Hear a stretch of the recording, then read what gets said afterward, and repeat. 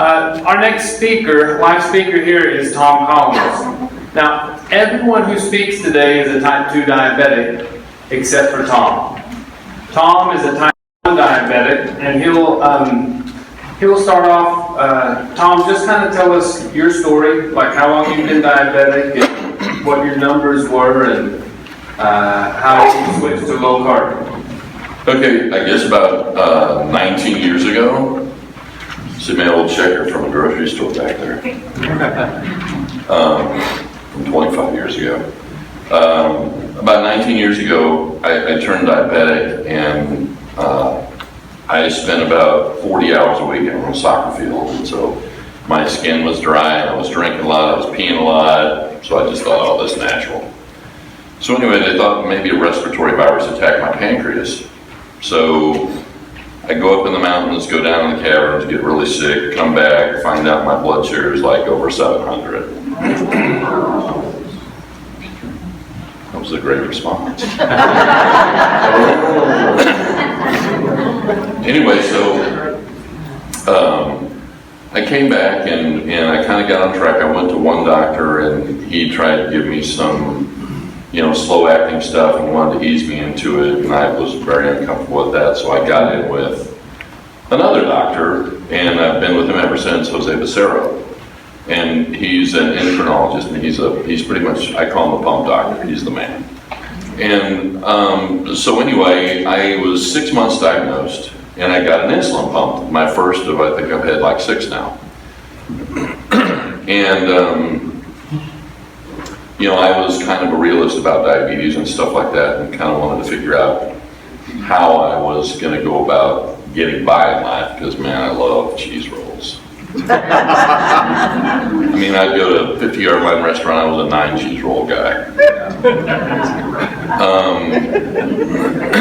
Anyway, so I get on my pump, and after I get over the humor of the PA that was saying, Dr. Becerra, there's a newly diagnosed diabetic in there, and he's got a pump, and he knows how to use it. Isn't that the point? So anyway, I am like very compliant, under very tight control, and I'm just thinking, what are these people? These people have to be stupid having high blood sugar. Oh, I guess 15, 16 years go by, and I figure out they're not so stupid.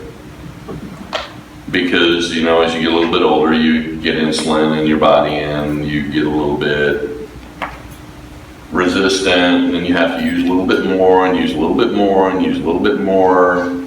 And the big lie that people will tell you, doctors will tell you, they'll say, oh, well, no, we're going to teach you how to use the diet, these exchanges, and basically what it is, it's a way to cheat, and the big buzzword here is, we're going to help you maintain your lifestyle. Translation is, we're going to help you die a longer, slower, more painful death. So bottom line is, I got to the point where I could do 20 units of insulin, and does anybody know how an insulin pump works? You have 2 rates. You have a bolus rate, which is a fasting rate. And they kind of curve your body, and then you have, that's a basal rate. And then you have a bolus rate, which is when you eat, you count your carbs and you cover it. So your sensitivity and how much insulin you use are dictated by how your body reacts.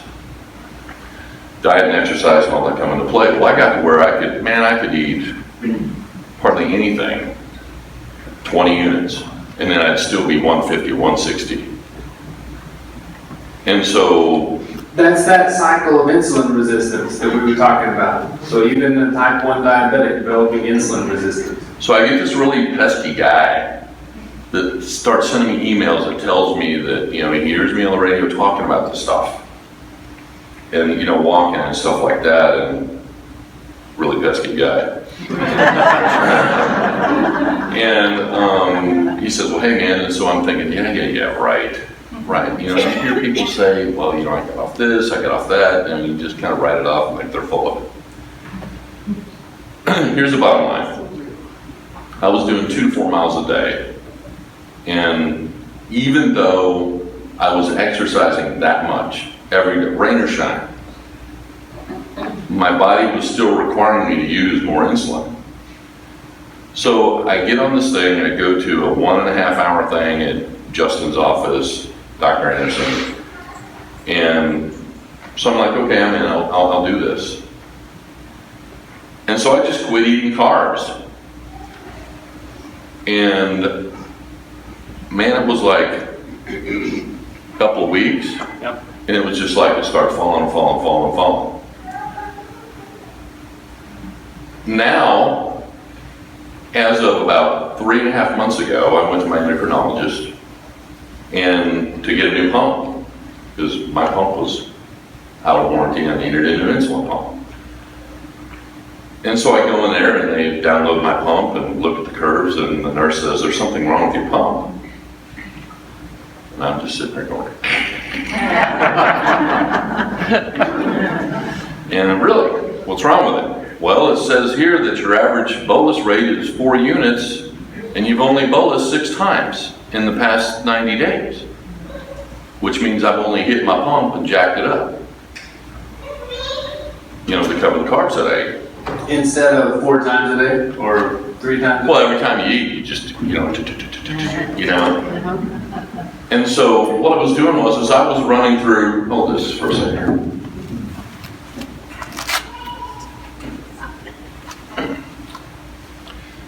This reservoir right here, generally I would fill this up like when I started, you know, if I was a good boy, every 4 days.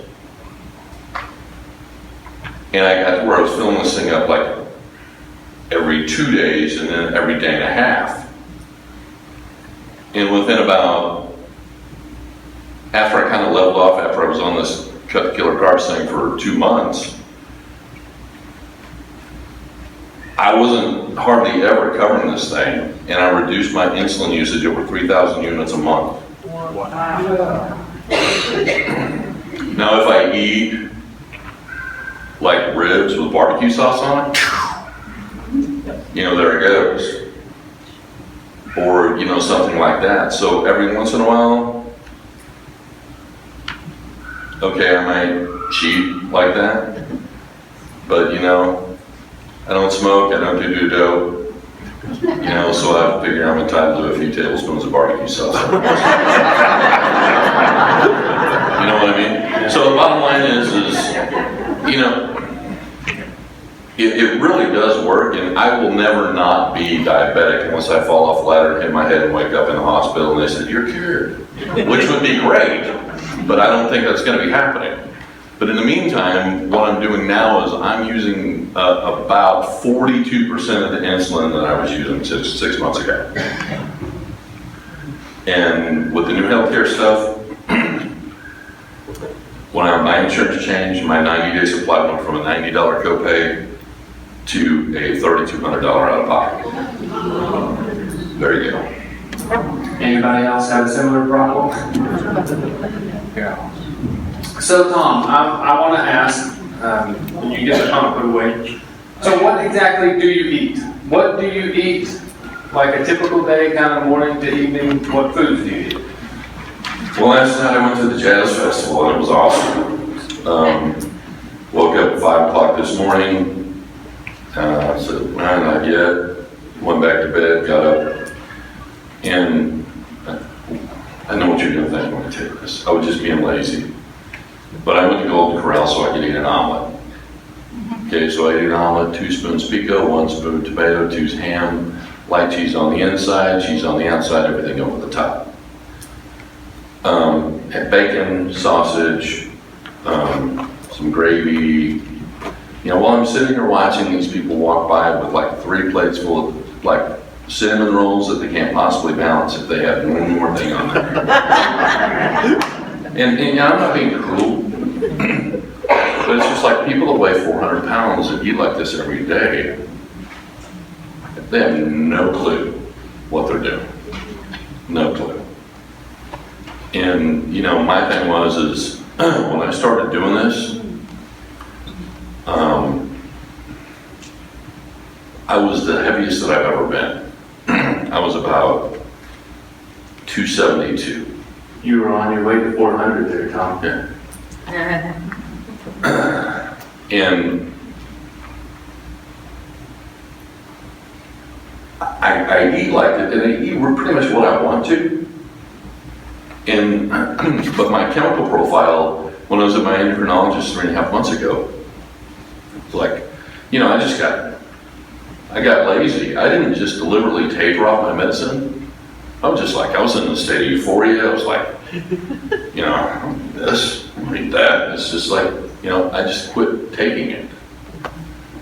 So, I was taking, anybody take Altace for blood pressure or kidneys? Anything like that? Or Crestor, for cholesterol. I just tapered off all that crap. And when I had my chemical profile done, the only thing that was wrong with my chemical profile is I was low in some areas.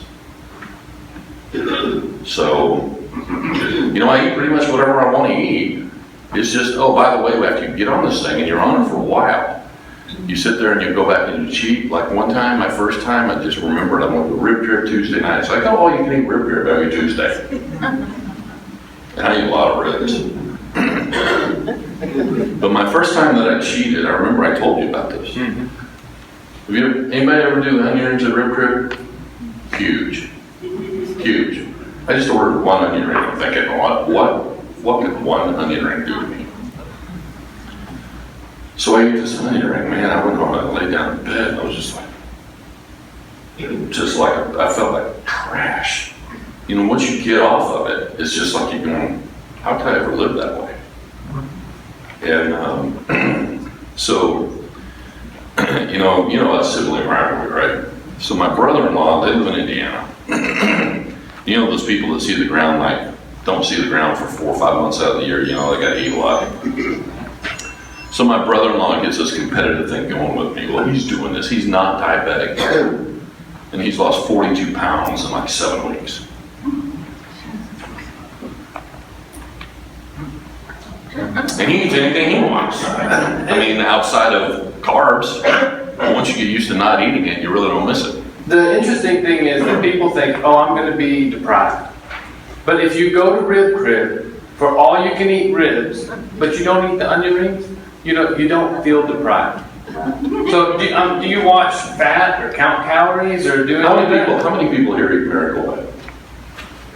You're eating carbs. Miracle Whip has carbs. How many people here eat mayonnaise? My kind of people. Yeah, that's right. The Miracle Whip has carbs, ketchup, carbs, because of the sugar in it. Barbecue sauce. See my good friend Justino Aguilar there. How are you, my friend? Yeah, so barbecue sauce is molasses, which is sugar, plus more sugar, and then some liquid smoke and some fish sauce. Well, here, yeah. And the thing is you can't just trust things like, how many people have Tic Tacs in the purse or the pocket right now? Anybody? Oh, yeah, people are so guilty. Here's the thing. The reason why you have those in your purse is because it says 0 carbs. There's no calories in it. But they're small enough, and the trace amounts of what's in there and the artificial sweet. Where do you think artificial sweetener comes from? Well, it comes from sugar anyway. It's just refined out. And so the thing is, if you take your blood sugar and then you eat a handful of Tic Tacs, it's through the roof. So just because it says, here's the thing. You walk into a store and you look at it and what's on the shelf, and you're thinking, this is America, land of the free, home of the brave. And if it's on the shelf at Walgreens, United Supermarket, it's good. Not the case. It's just like places where I would sit there and just hover in the grocery store. I just walk right by it, and I save several $100 a month. It's just, if you eat meat, cheese, and I eat a lot of meat, not a lot of cheese. But if you just don't eat junk, it's really not that difficult. And the thing is you'll find I probably eat twice as often as I used to eat. It's just, I'm not eating a bunch of crap. Yeah, you can eat meat, cheese, eggs. You can eat green leafy vegetables. Just, I guess everyone agrees green leafy vegetables are healthy for you. But then it's the carbohydrates, the potato, the corn, the hamburger buns, the breads that make your blood sugar too high. Do you have any message for the people out here that would be a message of hope, something that could empower them? Well, you can live fast, love hard, but you don't have to die young. All you have to do is really eat right, and you can exercise all you want to. But until you actually really change what you're putting in your body, it's just like if you put, gas in your car, it's got water in it, you got a problem. If you keep eating like you're eating, and you're not eating right, you're gonna have a problem. And even though I'm not losing a whole lot of weight at this point, because I'm remodeling a house, I'm gutting a house, so it's just like I'm not like doing my 2 to 4 miles a day every day. But the thing is if you do exercise and you do change what you're eating, you'll lose a ton of weight. But even though I'm not losing weight, in the past 6 months I've bought 3 belts. And so even though I'm not losing weight, my body is reshaping itself. Your body will change the shape.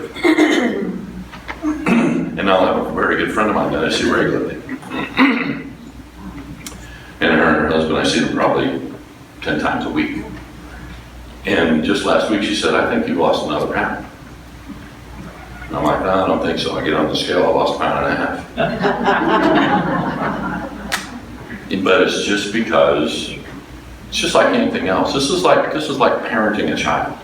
You have to be consistent. If you're not consistent, this is why people do this.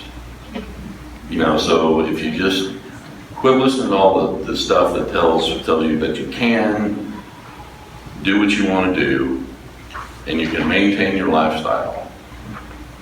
You can do what you want to do and you can maintain your lifestyle. But it's not going to be as good as it could be if you change the way that you eat. All right, everybody. Let's give Tom a round of applause. Thank you very much.